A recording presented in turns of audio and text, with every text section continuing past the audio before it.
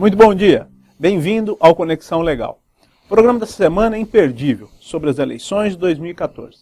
Mas antes disso, eu quero levar, aliás, uma inovação aqui no nosso Conexão Legal, porque normalmente nós fazemos um sorteio sobre livros. Então tem a obra da semana, né, que é o nosso quadro aqui do Conexão Legal. Essa semana, em razão da amplitude e da importância dessa matéria da Science, que foi publicada no último mês, eu trouxe a revista para mostrar para você de casa uma matéria importantíssima e muito bacana, que faz referência ao espectro humano, né? Então, a Science tentou identificar aqui como seria uma sociedade em que quem perde, quem ganha, então uma classe mais abastada, uma classe menos abastada, se comportam do ponto de vista social, do ponto de vista psicológico. Então é uma matéria imperdível, fica aí a dica da semana, né? O livro da semana fica substituído por essa revista da Science. Inclusive, essa revista está em inglês, eu fiz a tradução, está no nosso site, no idc.org.br, tem a tradução do artigo integral, e eu convido você a fazer a leitura, porque é muito legal, muito novo a forma com que os cientistas identificaram as pessoas que têm acesso ao poder de compra e as pessoas que não têm acesso. Então fica aqui a dica e confira lá no nosso site. Como eu disse, o programa dessa semana vai tratar sobre as eleições, que aliás se aproximam aí, e o IDC, como sempre, faz um programa especial sobre as eleições, seja nessa para presidente, para governador, mas na anterior, que foi para prefeito, para vereadores. A gente sempre se preocupa aqui no Instituto Internacional de Direito Comparado em informar você aí de casa sobre as eleições, como se dão as regras eleitorais, né, e como se dá todo o processo, né, das eleições, que aliás é um momento importantíssimo para nós, para a nossa sociedade. É um momento único. E esse momento, sim, nós temos que ser muito mais patrióticos do que simplesmente torcer pela seleção.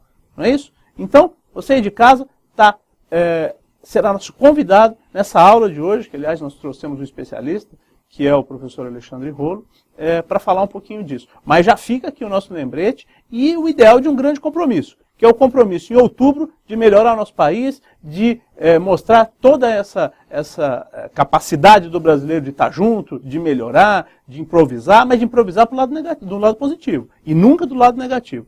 Sempre melhorando e transformando o Brasil num local melhor para nós e para os nossos filhos. Bom dia. Bom dia, Leandro. É uma satisfação estar aqui com você, uma grande alegria te reencontrar e te dar os parabéns por essa sua analogia. E eu quero assinar embaixo. Eu acho que a questão do patriotismo não é só na Copa do Mundo. Patriotismo é principalmente no momento da urna, no momento do voto do eleitor, de ter essa cidadania, de ter essa consciência de mudança ou não mudança, cada eleitor vai votar da forma que achar melhor, mas é o momento... Mas com consciência. Com consciência e com patriotismo, como você bem disse. Sim. E fazer a festa que nós fizemos para a nossa seleção, que nós estamos fazendo, inclusive agora durante a Copa, mas fazer essa festa também no dia das eleições. É a festa da democracia, né? A eleição é a festa da democracia. Porque depois não adianta ficar reclamando, mas o meu bairro não tem água, não tem luz, o lixeiro não passa todos os dias. Poxa, faça uma escolha consciente, uma escolha compromissada, e essa escolha começa no dia das eleições, mas não termina aí, não é isso? Sim. A cobrança dioturnamente do seu vereador, do seu deputado, não é isso? Sim, sem dúvida nenhuma. Nós precisamos mudar essa cultura, não é isso, professor? É verdade. É de acompanhar, como você bem disse, não é só no dia da eleição. Nós ajudamos a eleger, nós elegemos os nossos representantes e temos a obrigação de continuar durante os 4 anos do mandato fiscalizando aquele nosso representante, se ele está cumprindo aquelas nossas expectativas, até como consumidores, na verdade. Sem dúvida. Né? Que nós somos, nessa questão, nós somos consumidores. Patrões. Exatamente. Patrões. Porque o indivíduo que se submete a ser político, o indivíduo que se submete a prestar o seu tempo, emprestar o seu tempo para a administração pública, por convívio social, ele tem que ser cobrado pela sociedade, sim. E esse negócio de deputado ter esse monte de férias, isso está errado. O deputado tem que ter menos férias, porque ninguém em casa, o assalariado, ou nós como os advogados, temos uma quantidade dessa de férias.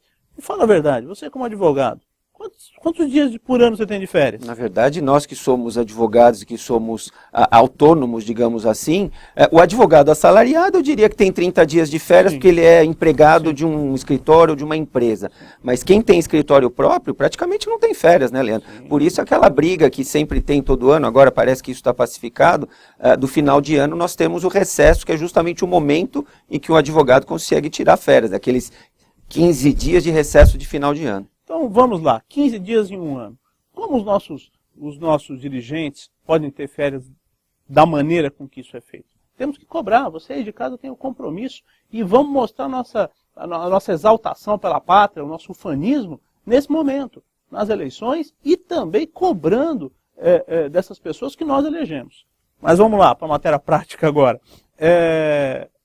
Terminado o prazo de coligações. Ou melhor, primeiro explica um pouquinho, pessoal, o que é uma coligação, não é isso? Bom, Leandro, coligação é uma associação, é uma soma de forças entre 2 ou mais partidos visando uma determinada eleição.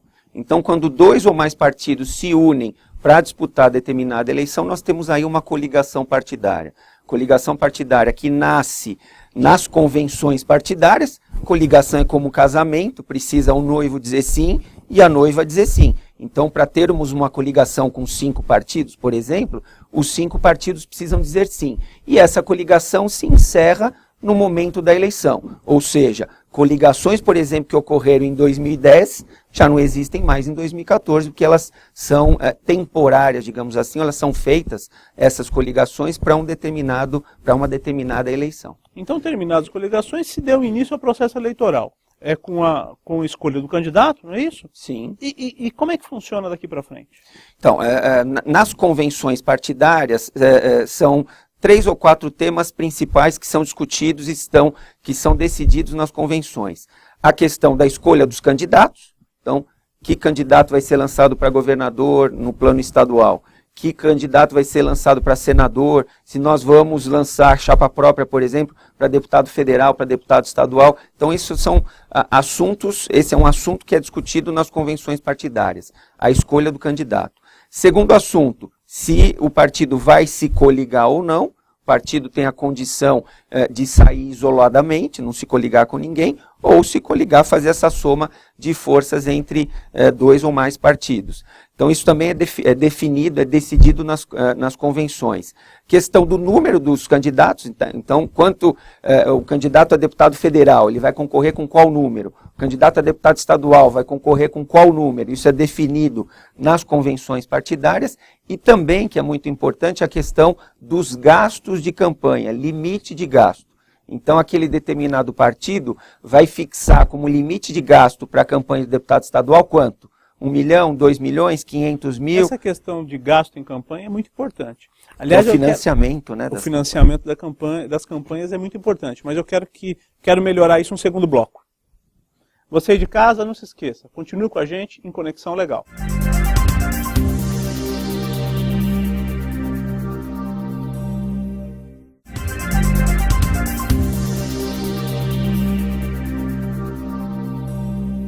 Olá, voltamos em Conexão Legal, agora no nosso segundo bloco, falando um pouquinho sobre as eleições que se aproximam aqui no ano de 2014, mas antes disso fica aqui a nossa dica de leitura da semana, que essa semana nós substituímos o livro da semana por uma dica de leitura. É a Science, a edição de maio, que trata sobre o assunto entre as pessoas que têm e as pessoas que não têm. E como essa ideia de ter ou não ter é entendido no psique humano. Aliás, um artigo muito, muito bem escrito, um artigo com muita profusão do ponto de vista científico, que eu traduzi para o nosso instituto e coloquei lá no nosso site, no idc.org.br. Então, fica aí convidado a ler o artigo da Science, que é um artigo que eu achei muito interessante, trouxe aqui para os nossos telespectadores do Conexão Legal. Hoje, o nosso entrevistado, o Dr. Alexandre Rolo, advogado, especialista em direito eleitoral, que está falando um pouquinho sobre as eleições. Aliás, como nós falamos no primeiro bloco, fica aqui o ideal do IDC, do Instituto Internacional de Direito Comparado, de que todos os brasileiros demonstrem realmente o seu patriotismo, o seu ufanismo, na urna, né? Votando de forma consciente, de forma coerente, para mudar esse país, para melhorar isso. E o IDC, a função do nosso Instituto é justamente essa, trazer para você de casa todas as informações pertinentes para fazer com que você tenha a melhor forma possível e exerça a sua cidadania, exerça o seu direito à democracia da melhor forma possível. Doutor Alexandre, nós falamos sobre as campanhas no bloco anterior, sobre as coligações, sobre as convenções partidárias, e o senhor falava sobre a questão do financiamento de campanha. Hoje, a legislação, o financiamento é privado, não é isso? É uma parte pública, né? Sim, hoje é misto. Hoje é misto, parte pública, parte privada. E qual a sua percepção sobre esse sistema? Olha, Leandro, antes de mais nada, você tocou num assunto fundamental e muito importante. O que a população não sabe hoje em dia é que hoje em dia nós já temos uma grande parcela das campanhas eleitorais custeadas pelo poder público. Então, o que nós temos de dinheiro público hoje nas campanhas eleitorais? Nós temos o acesso ao horário eleitoral gratuito, que é gratuito entre aspas. Por quê? Porque ele é gratuito para candidatos, partidos e coligações. Ele não é gratuito para a coletividade, ele não é gratuito para a sociedade.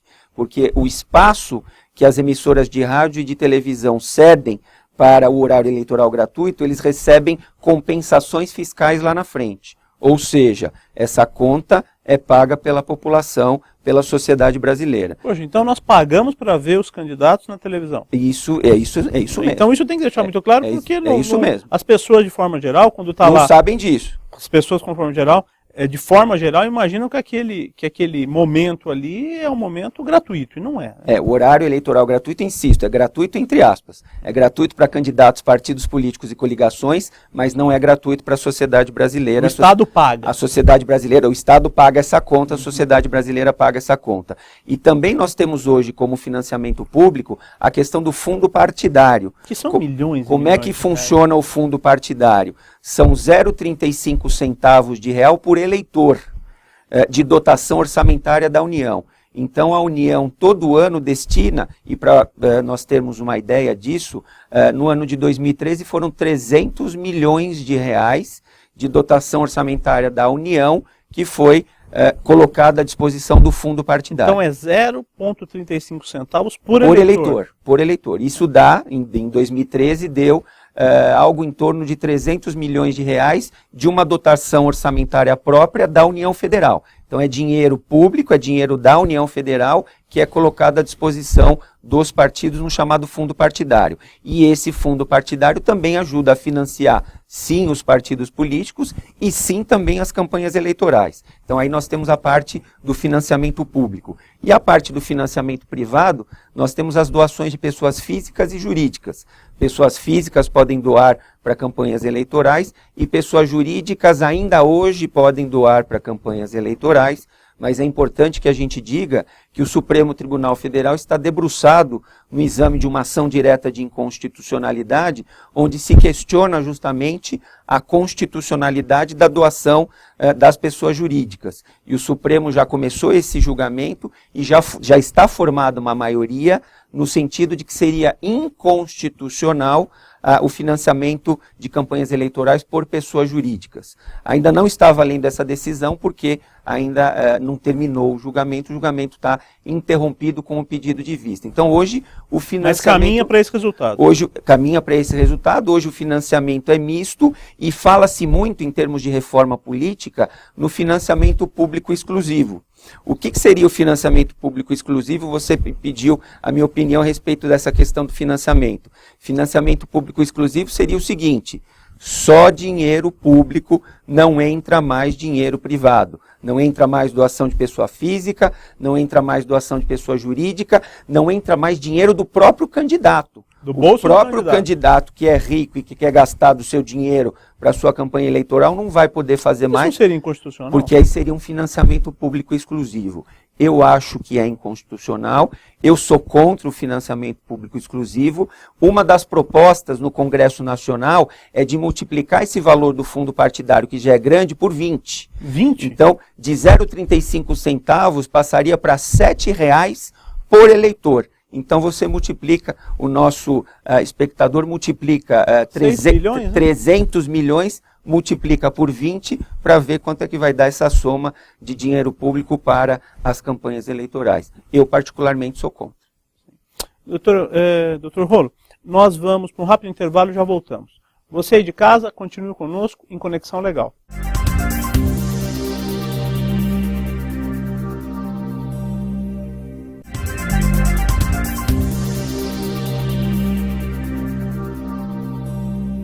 Olá, estamos de volta no Conexão Legal, agora no terceiro bloco. Essa semana, só essa semana inclusive, nós estamos substituindo o quadro O Livro da Semana pela indicação de leitura. E a indicação de leitura é da revista Science. A revista Science publicou, na sua edição de maio, uma reportagem muito interessante sobre a questão psicológica das pessoas que têm, que consomem efetivamente na sociedade e das pessoas que não consomem. Então, eu fiz a tradução desse artigo e coloquei no nosso site, o idc.org.br.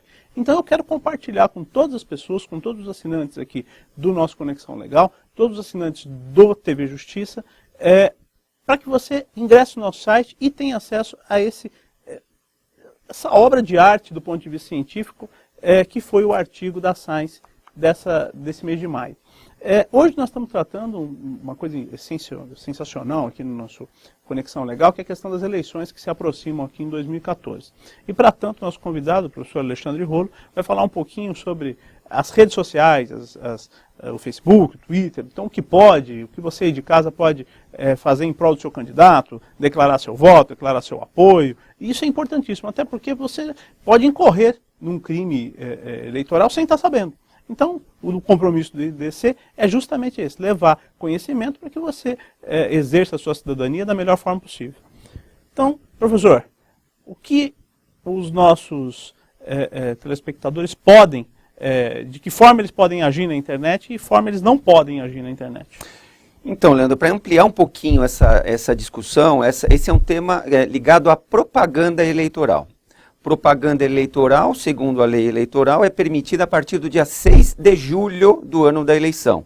Então, toda a propaganda eleitoral feita antes do dia 6 de julho é considerada propaganda antecipada e quem fizer essa propaganda antecipada está sujeito a uma sanção pecuniária, uma pena de multa. E o que é a propaganda eleitoral? A propaganda eleitoral nada mais é do que a oportunidade onde o candidato se apresenta ao eleitor e pede o voto do eleitor. Então, na propaganda eleitoral, o candidato se apresenta ao eleitor dizendo: eleitor, eu sou candidato, meu nome é tal, sou candidato a deputado estadual, meu número é tal, vote em mim, as minhas propostas são essas e aquelas. Então, isso é a propaganda eleitoral, que, insisto, pode ser feita a partir do dia 6 de julho. E são diversos os mecanismos para que a pessoa possa fazer propaganda eleitoral. Então, nós temos propaganda eleitoral através da distribuição de material impresso, então volantes, santinhos, jornais de campanha, revista de campanha. Nós temos a possibilidade de utilização de placas, faixas, cartazes, colocar em imóveis particulares. Então, eu posso fazer também propaganda eleitoral através dessas formas de placas, faixas e cartazes. E uma outra forma de propaganda eleitoral, como você bem colocou, é a questão da internet. Então, posso fazer propaganda eleitoral na internet? Sim, a partir do dia 6 de julho. E o cidadão, e o nosso espectador, a pessoa que está nos assistindo, ela pode fazer propaganda eleitoral do candidato da sua preferência na internet? Resposta: sim, a partir do dia 6 de julho do ano da eleição. Então eu que sou cidadão... Isso não vale só para essa eleição, vale para todas as eleições. A partir de 6 de julho, para todas as em qualquer ano eleitoral, ela pode iniciar a sua declaração de voto. Exatamente, pode iniciar a chamada propaganda eleitoral. E o eleitor pode fazer isso também. Porque a gente fala propaganda, muitas vezes a pessoa de casa imagina que é a propaganda do candidato. Não, é a propaganda dela, né? Propaganda pessoal dela. Porque quando ela está pedindo um voto numa rede social, ela está fazendo uma propaganda. Não é? Sim, então, o próprio eleitor, é o que eu estava dizendo, o próprio eleitor que tem uma preferência e quer manifestar sua preferência em relação a determinado candidato, pode dizer. E pedir o voto. Pode pedir. Então, meu candidato é o fulano de tal, eu quero deixar isso claro, público, e quero pedir para todos os meus amigos votarem nesse candidato. Pode fazer isso pela internet, através de redes sociais, através do Facebook, através do YouTube. Pode mandar um e-mail para outra? Pode mandar um e-mail para outra pedindo voto, sem problema nenhum, a partir do dia 6 de julho do ano da eleição. E para as pessoas físicas também corre aquela norma de que ele não pode comprar base de e-mails, esse tipo de coisa? Não. Essa norma vale para todo mundo, vale para candidato e vale para o eleitor também. Então vale aí você ir de casa. Se você quiser declarar o seu voto, você tem que fazer com a sua rede privada de e-mails. Não vale você comprar um uma mala direta de e-mails e querer enviar para quem você não conhece. Não é Isso é proibido pela legislação eleitoral, tanto para os candidatos como para o eleitor também. O eleitor não está isento dessa regra. Essa regra é clara, digamos assim, para todo e qualquer brasileiro. Então não dá para eu comprar um mailing, por exemplo, para pedir voto para o candidato da minha preferência. Você vai incorrer numa pena pecuniária. Num ilícito eleitoral e numa pena pecuniária. Certo. E me diga uma coisa, e nós podemos declarar o voto até que dia na eleição? Até a data da eleição?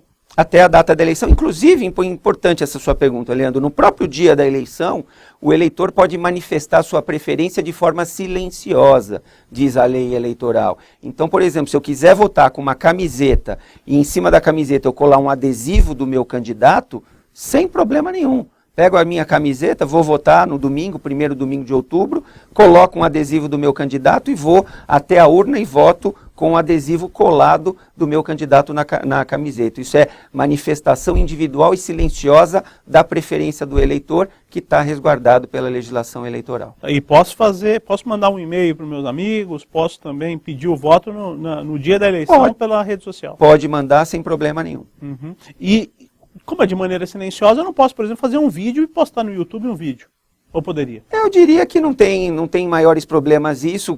Poderia haver um problema por candidato, mas o candidato não vai estar sabendo que isso aconteceu. Então isso é algo que está sendo feito de forma voluntária, digamos assim, pelo eleitor. Então, ainda que seja no dia da eleição, não tem problema nenhum. O que não pode no dia da eleição, é bom que se diga, para todo mundo ficar sabendo e não incorrer nesse erro, é a boca de urna. Então, boca de urna é crime eleitoral. O que também não pode no dia da eleição é a concentração de pessoas. Explica um pouquinho o que é a boca de urna. Bom, algumas pessoas podem não saber. A boca de urna nada mais é do que o aliciamento de voto no dia da eleição. Então, normalmente, quem é um pouquinho mais antigo, no dia da eleição, o eleitor ia votar e ficava recebendo santinho na entrada do colégio eleitoral. E pedidos de voto. Pedido de voto, santinho, eles faziam o chamado corredor polonês e o eleitor tinha que passar pelo corredor e ficava recebendo santinhos, etc. e tal. Essa boca de urna não pode mais, é considerado crime eleitoral. Então, a pessoa que esteja fazendo boca de urna no domingo, dia da eleição, pode ser, inclusive, presa em flagrante. Ou qualquer dia de outras eleições também, né? Não entendi. Ou qualquer dia de outra eleição. Isso daí é vedado para qualquer eleição. É que em qualquer eleição, mas a boca de urna é sempre no dia da eleição. Sempre no dia da eleição. Sempre no dia da eleição. Então, sempre no primeiro domingo de outubro, que é o dia da eleição. Naquele primeiro domingo de outubro não pode ser feita essa propaganda eleitoral, digamos assim, de boca de urna, porque é crime eleitoral, e nem, como eu disse, a aglomeração de pessoas, usar um megafone para ficar pedindo voto no dia da eleição, não pode. O que pode, insisto, é a manifestação individual e silenciosa da preferência do eleitor. Poxa, essa ideia que o senhor nos trouxe aqui no nosso programa, e até de informação para o público do IDC, é muito importante. Fica aqui o nosso agradecimento em meu nome e em nome também do nosso presidente Régio Oliveira. Eu que agradeço a oportunidade, Leandro, estou à disposição, precisando da gente, pode contar. Muito obrigado. Você aí de casa, fica o lembrete do Instituto Internacional de Direito Comparado. Vote com consciência, vote com responsabilidade, escolha seus candidatos com base no ficha limpa, com base no que ele tem feito anteriormente, no trabalho que ele tem exercido, não só o trabalho, se ele foi político anteriormente, mas no trabalho social dele, na história regressa desse indivíduo que você vai confiar o voto. Porque o voto nada mais é do que uma procuração. Você está dando uma procuração para o indivíduo lhe representar. Isso é algo muito importante. Então, neste ano tão importante que foi o ano da Copa no Brasil, em que todas as pessoas foram à rua, demonstraram as suas indignações, as suas indignações, mas de forma muito mais efetiva, o seu amor ao Brasil, o seu patriotismo. Vamos ser patriotas no dia da eleição, mudar esse Brasil e construir um local muito bom, não só para nós, que o Brasil não pode ser o Brasil de amanhã, tem que ser o Brasil de hoje, o Brasil de já, mas também um Brasil para os nossos filhos melhor. Em meu nome, em nome do professor Régio Oliveira, tenha um ótimo final de semana, bom domingo, até a próxima semana, em Conexão Legal.